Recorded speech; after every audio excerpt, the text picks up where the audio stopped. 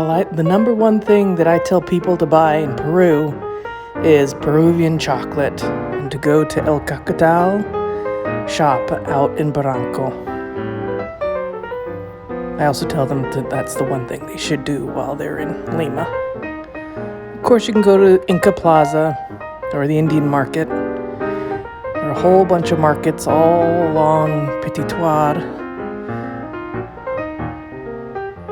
Many, many things to buy. All the usual touristy things, from alpaca wool, socks, llama wool.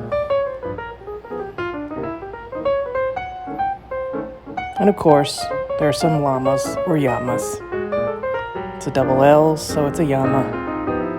I even found some that were part of nativity scenes, which I thought was kind of exciting. And now over in Barranco, there's a fancier shop called Dedalo, which is a whole bunch of shops. I would say you should probably go to the Inca market or Indian market first, just so that you can get a better price.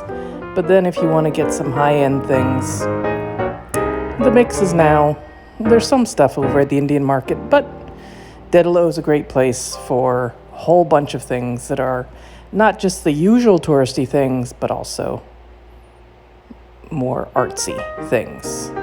Of course, Peru has its name brands, and they are a name brand oriented society. But if you're there as a tourist, you may be just buying the usual touristy things, hats, beads, mugs, magnets. Or if you're there for longer, you may want to shop at some of the Peruvian name brands. An artist that I like is Juanco. He's Peruvian. He does some great graphics.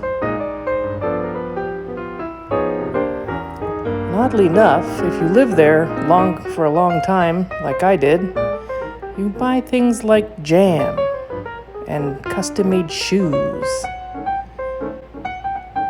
and lots of purses and fish leather and wool, yarn.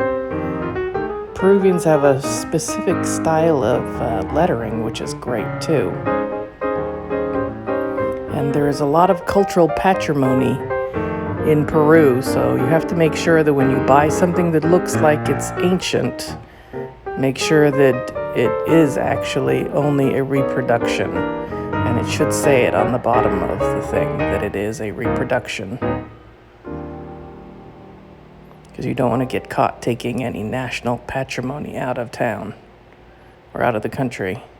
There are lots of different feria or expos or fairs where you can buy different things. And Ruramaki is a fair that happened once a year, and now it's online.